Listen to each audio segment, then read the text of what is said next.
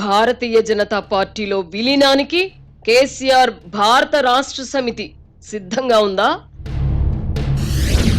కవితకు బెయిల్, కేసీఆర్ కు గవర్నర్ కొలువు. బీఆర్ఎస్ కు బీజేపీ ఇచ్చిన బంపర్ ఆఫర్ ఇదేనా? ఏదో ఒక జాతీయ పార్టీలో విలీనం కాక తప్పని గడ్డు పరిస్థితి బీఆర్ఎస్ కి ఏర్పడిందా? నిన్నటిదాకా జాతీయ రాజకీయాలలో చక్రం తిప్పుతానన్న కేసీఆర్ ఎందుకింత నీరసించారు? జైలు పాలైన బిడ్డ కవిత కోసమే కేసీఆర్ బీజేపీ ఢిల్లీ పెద్దలతో కాళ్ల బేరానికి దిగి వచ్చారా?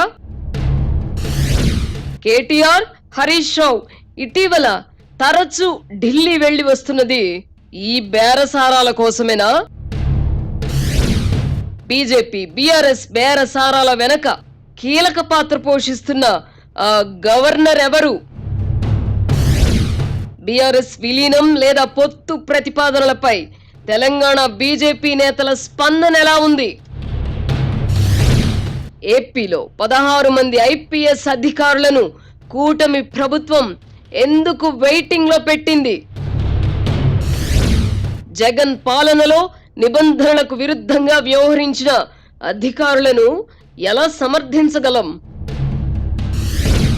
ఎన్నికల అనంతరం ఇటలీ బయలుదేరిన చంద్రబాబును విమానాశ్రయంలో అడ్డుకోవాలని చూసిందెవరు? అఖిల భారత సర్వీస్ గౌరవాన్ని మంటగలుపుతున్న అధికారులను ప్రవీణ్ కుమార్ ఎలా వెనకేసుకొస్తారు?